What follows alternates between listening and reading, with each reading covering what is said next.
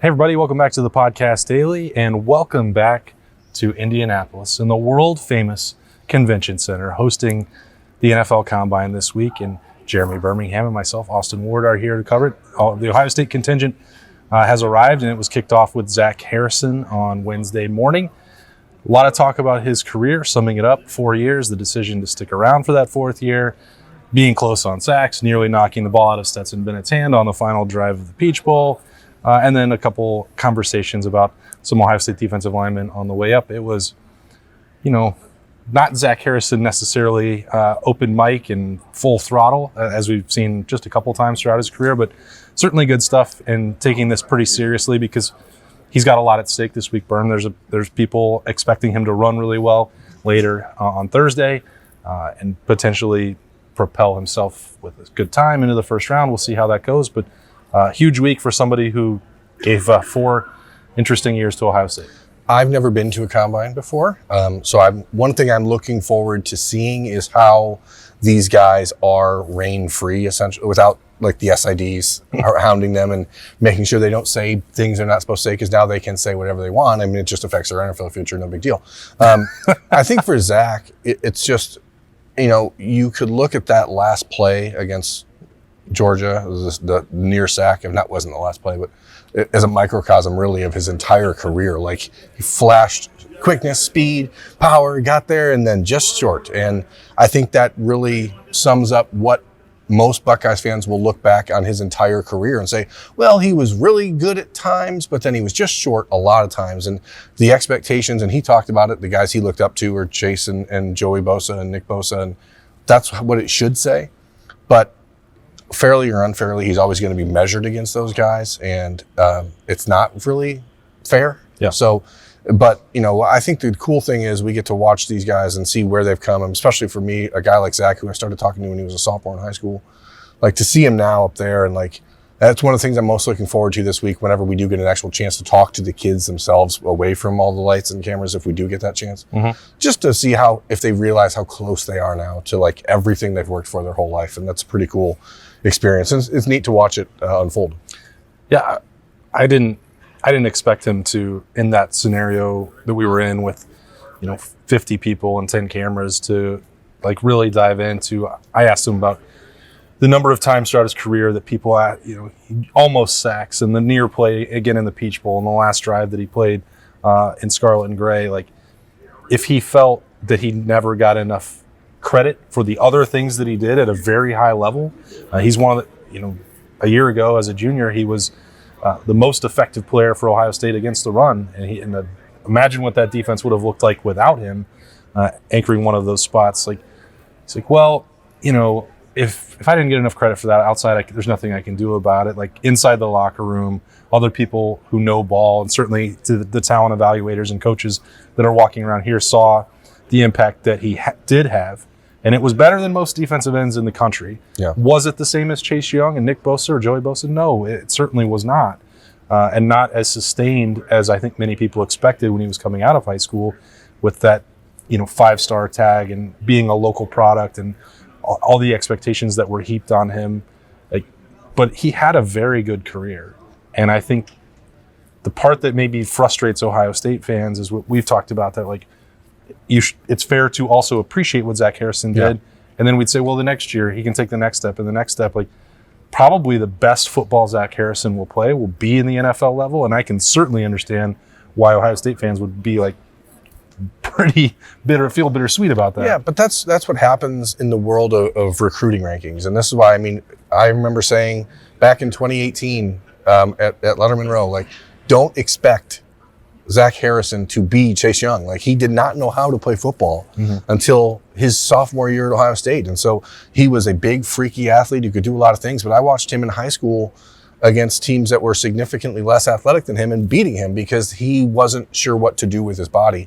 And I love that he's had the 4 years to develop, and I wish he would take the 5th year, honestly, because Ohio State could sure use it in a very sparse defensive end room. But the reality is he has a chance this week to run himself into the first round of the NFL draft. If he goes out there and runs a 4.45 or something stupid like that, which he's capable of, he is going to be hard to keep off the first round pick. I mean, because these, you're not going to see like a lot of the 3-cone stuff or where maybe his rigidity goes against him. You're going to see a kid who's flexible, who's athletic, who's going to run very well. He's strong. Like he looked thicker. He looked about I don't know. I mean, nobody asked him probably his weight up there. I didn't hear it, but he looked in the 270 range, which is where he should be. And he talked about how he feels like he's watching guys like Myles Garrett and bigger, longer defensive ends and is trying to emulate some of what they do. And if he can do that and go out and run a sub 4.5, he's going to be a late first round pick type discussion.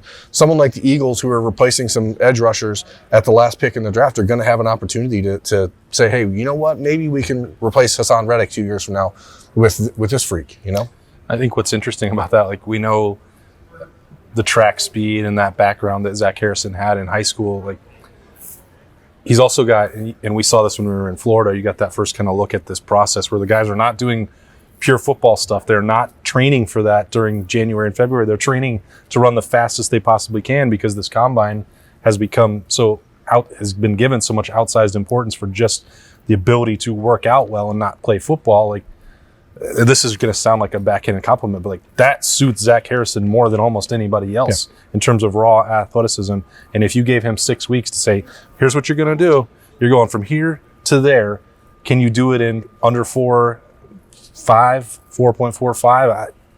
And be like, yeah, sure. Like that part's going to be easy for him. I agree. And that's what I think, again, if you look at the career in the rear view, people will go, golly, why couldn't that have just been harnessed into whatever it will be down the road? But that's just not the way it works when you're 19, 20 years old. Like, it takes time to get there.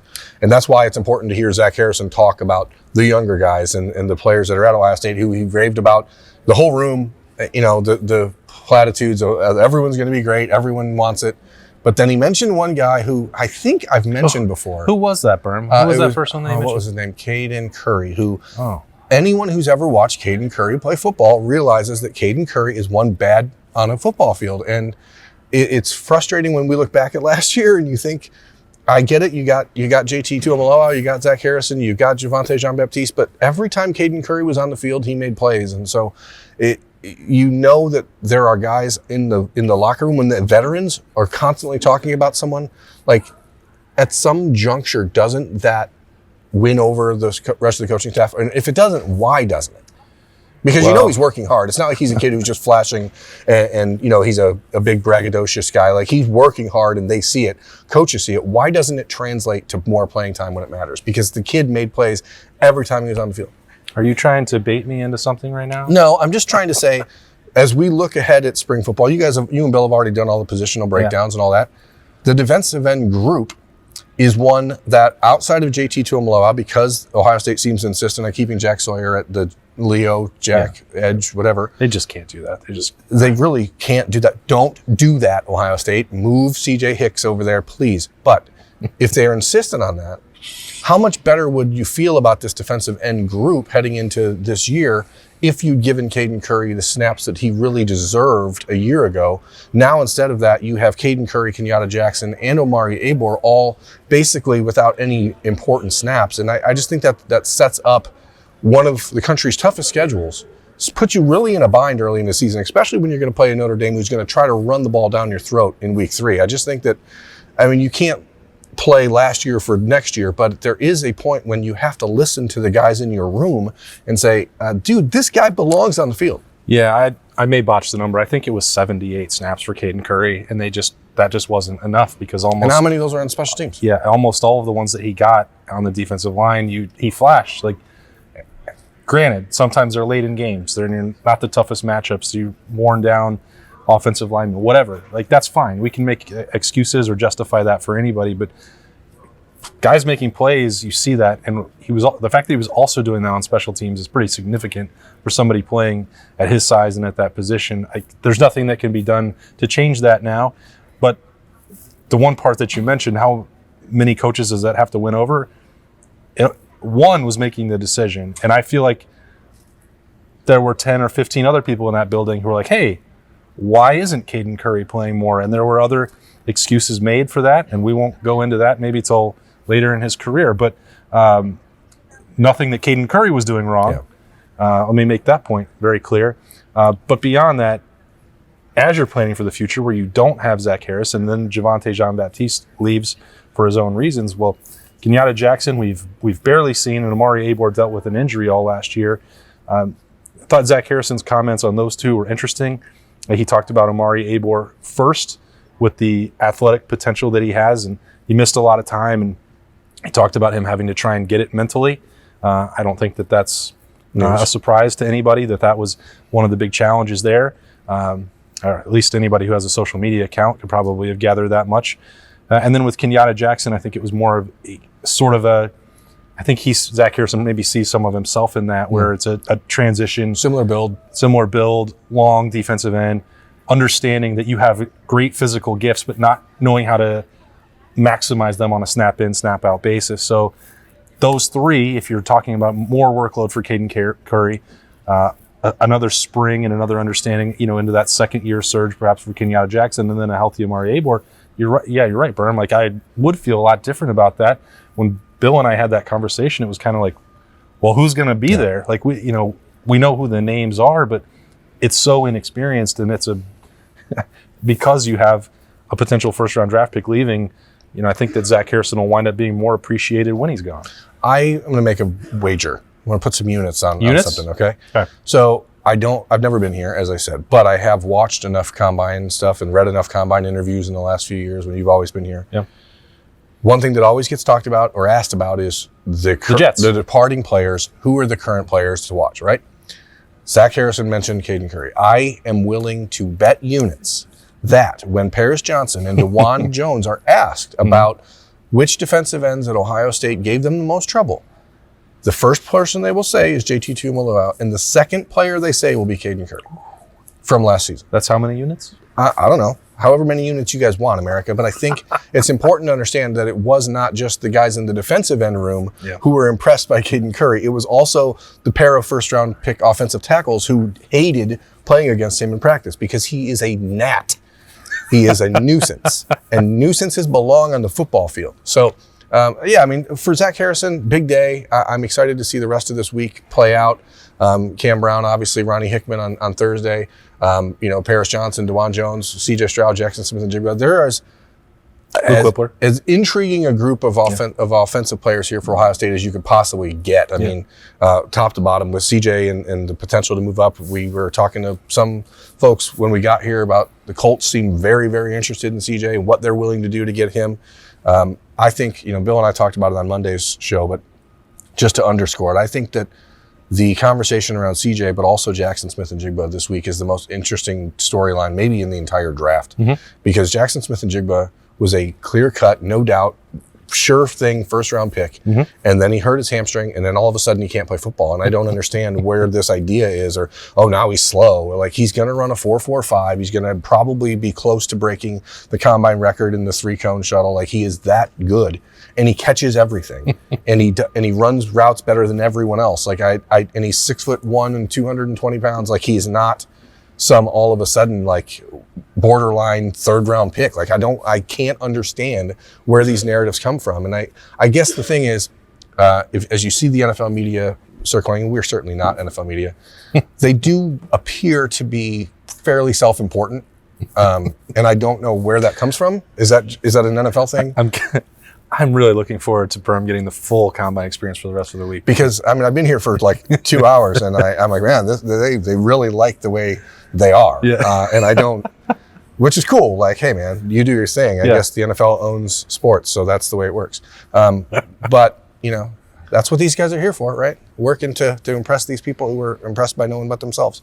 You know that Jalen Hyatt can run a really fast I've heard 9 that. route. So heard that. That you should probably take him ahead of Jackson Smith and Jigba. Let him fall to the Bengals, please. I would. Ooh.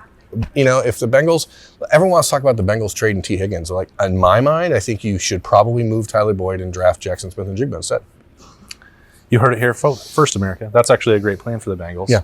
And Berm has full. He's interviewing for a job with the Bengals. Yeah, I'm talking to Duke Tobin later about that. So we'll see. A lot of things for Berm to experience here at the NFL Combine, including the potential to become a self-important NFL Don't you think it'd employee. be cool, like, if the NFL teams allowed media members to go through an interview that the players go through just to experience it one time? Yeah. I think it'd be neat. We're going to try. Yeah, why not? that's going to be hopefully part of Dream Chaser. I doubt it, but we're going to at least give it our effort. And no, I want them to ask me the question. You're going to get on the whiteboard? Yeah. I don't know that would go very well. I played Madden 3 or 4 times. It's just a flag or a post every time. See, Bill is probably the best of the three of us for that. Yeah, pump fake. Yeah, you draw on the safety and then you go over the top. It's easy. Easy. Okay, cool. Anyone can do it. So, more Buckeyes coming the rest of the week. Cam Brown, Dream Chaser, working on some access there with that for you all. And anything else that we hear about more rising Buckeyes from the ones who are moving on to the NFL level. We'll have that for you at ohiostate.rivals.com. And, of course, here on the podcast. Thank you for joining us on the daily. Hope you have a great Thursday. He's Berm. I'm Austin. We'll talk to you later.